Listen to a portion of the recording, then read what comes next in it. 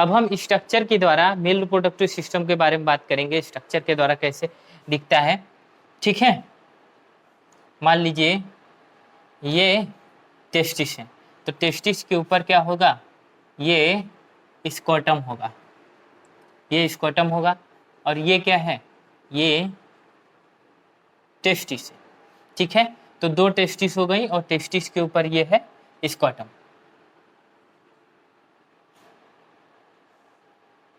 ठीक है, ये हमारा स्कोटम हो गया। तो इन टेस्टिस से क्या होता है कि यहाँ स्पर्म निकलेगा ऐसे, ठीक है, ऐसे यहाँ से स्पर्म निकलेगा ऐसे ऊपर, और इस प्रकार से इसमें भी ऐसे एपिडिडमी से होते हुए ऐसे ऊपर जाएगा स्पर्म। और क्या होता है कि यहाँ पे यूरिनरी ब्लैडर पाया जाता है। ये क्या है, यूरिनरी ब्लैडर।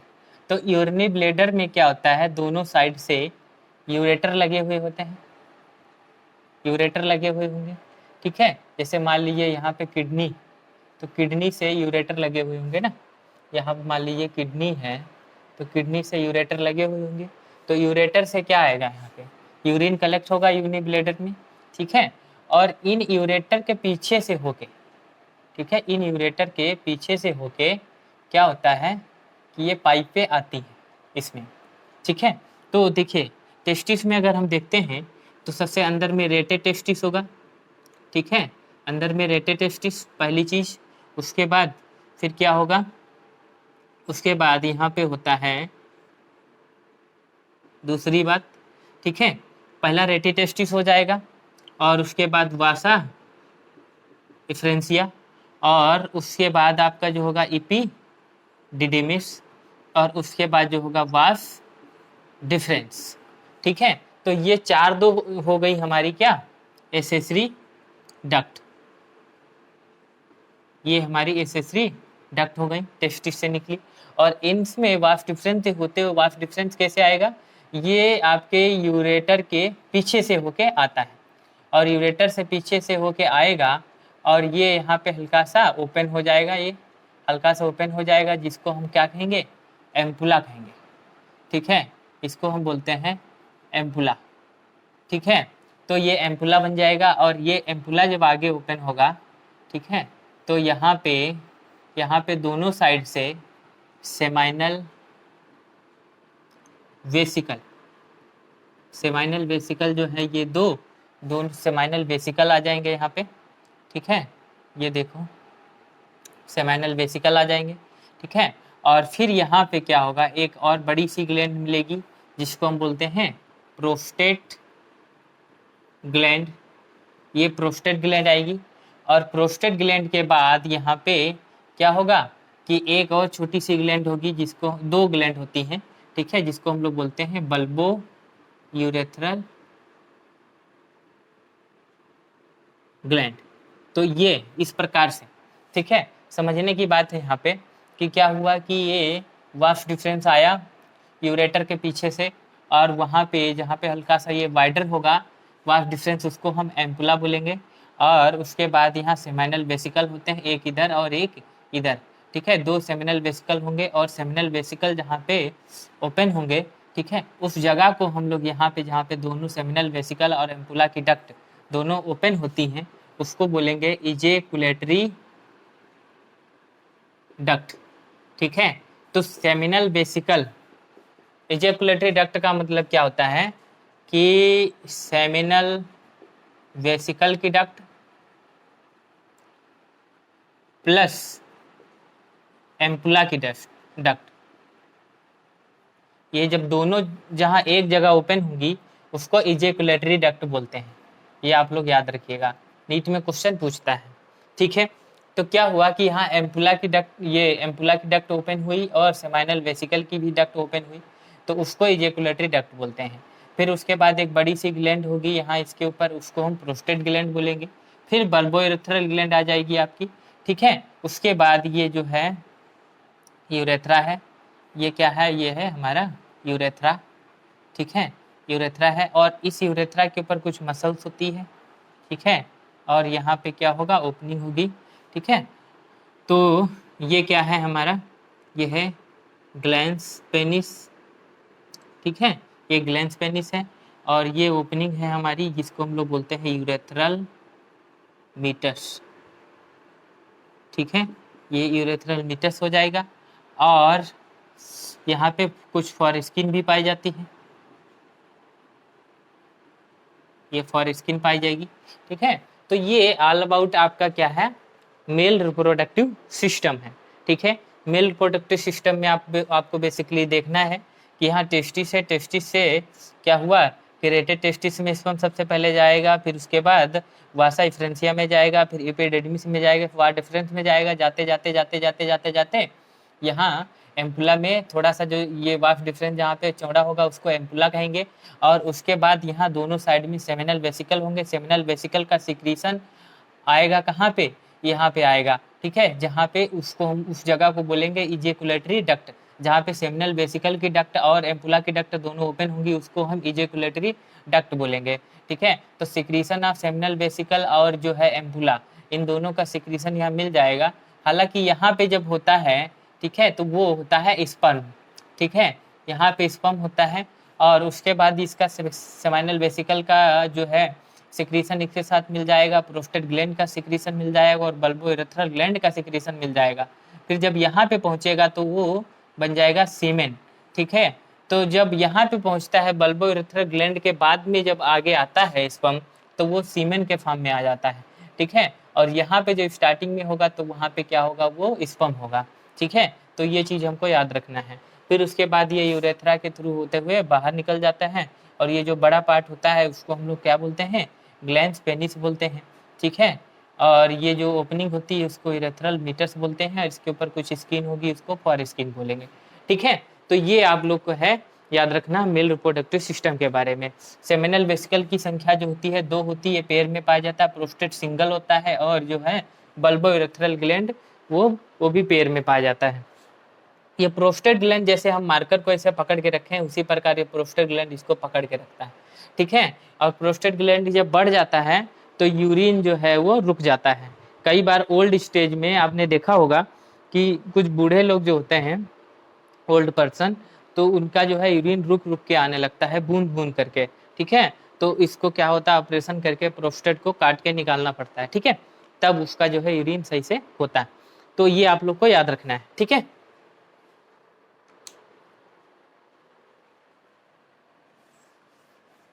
तो मान लीजिए ये 2 सेमनीफेरस ट्यूब्यूल हैं, ये 2 सेमनीफेरस ट्यूब्यूल हैं, तो इनके बीच में जो स्पेस होगा, ठीक है, इन ट्यूब्यूल के बीच बीच में जो स्पेस होगा, तो इसको हम लोग बोलेंगे इंटरस्टिशियल स्पेस,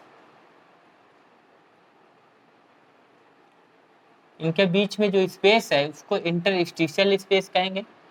और ये टेस्टिस का अंदर का जो है सेमनीफेरस ट्यूब्यूल है, 2 सेमनीफेरस ट्यूब्यूल है। तो ये है हमारी सेमनीफेरस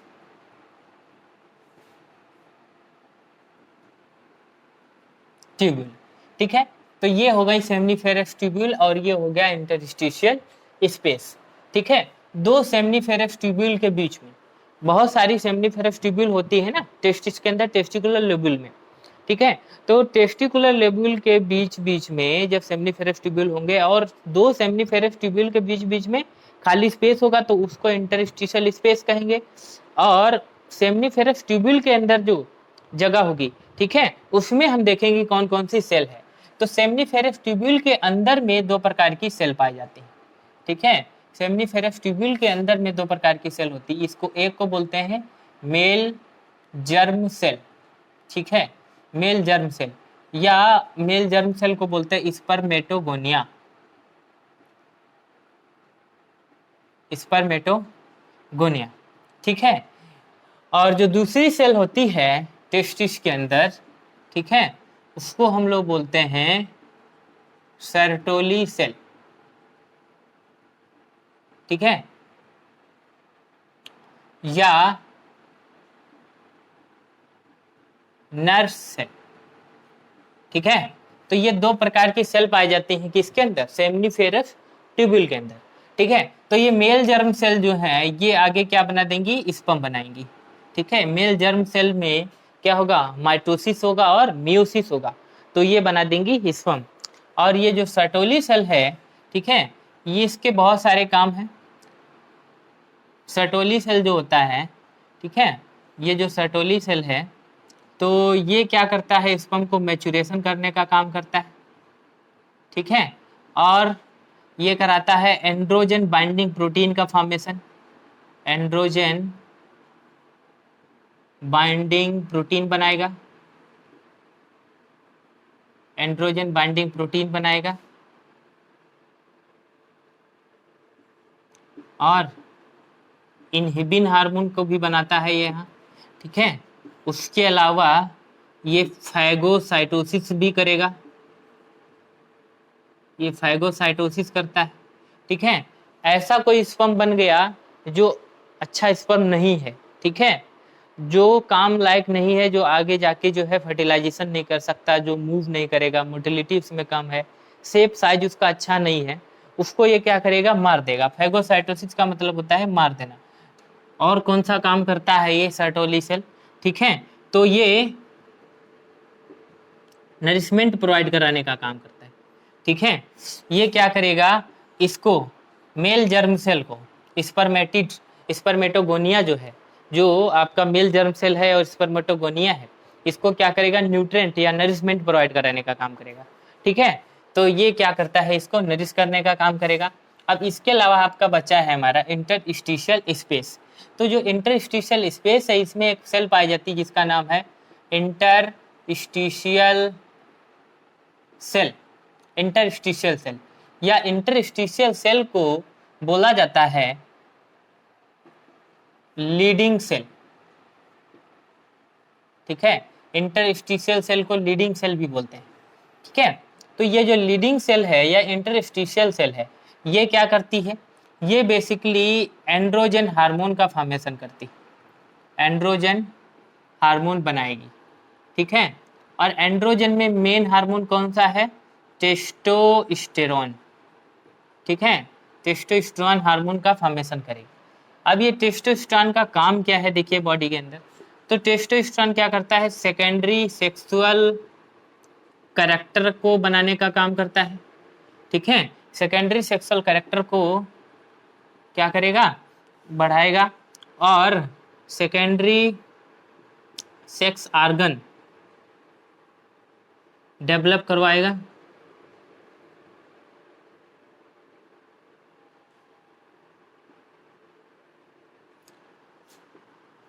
और क्या करता है, मस्कुलेशन बढ़ाने का काम करता है मेल में।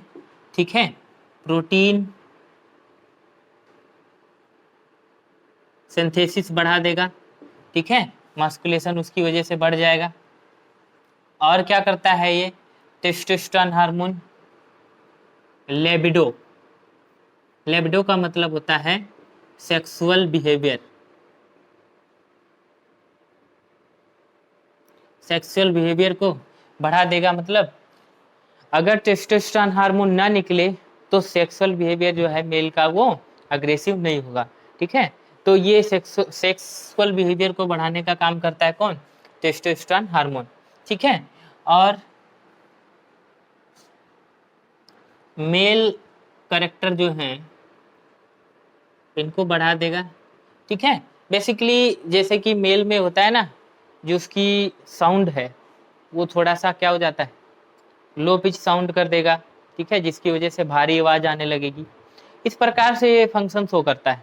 ठीक है, जैसे मेलनेस, दाढ़ी मूछ आना, ये सब कौन करवाएगा, ये टेस्टोस्टेरोन करवाएगा। ठीक है, तो ये बेसिकली इंटरस्टिशियल सेल का कमाल है या लीडिंग सेल का कमाल है। अब ये इंटरस्टिशियल सेल या लीडिंग सेल कैसे काम करता है, तो इसके ऊपर हार्मोन एक एक्शन करता है LH।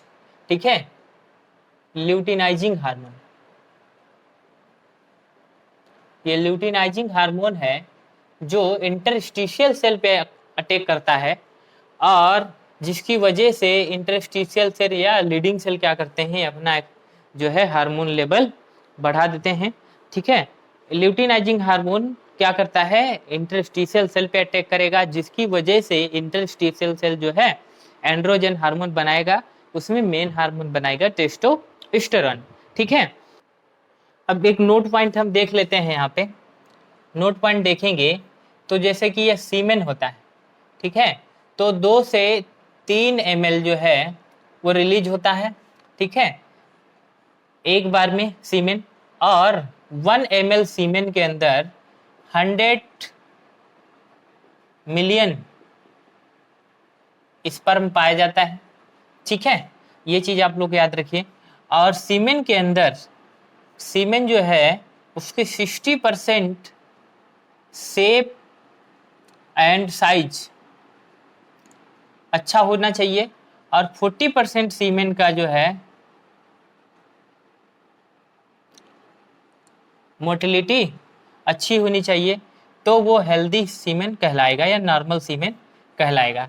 ठीक है, अगर 40% से मोटिलिटी कम है और 60% से शेप और साइज कम है, ठीक है, अच्छा नहीं है, तो वो क्या होगा, इनफर्टिलिटी शो करता है।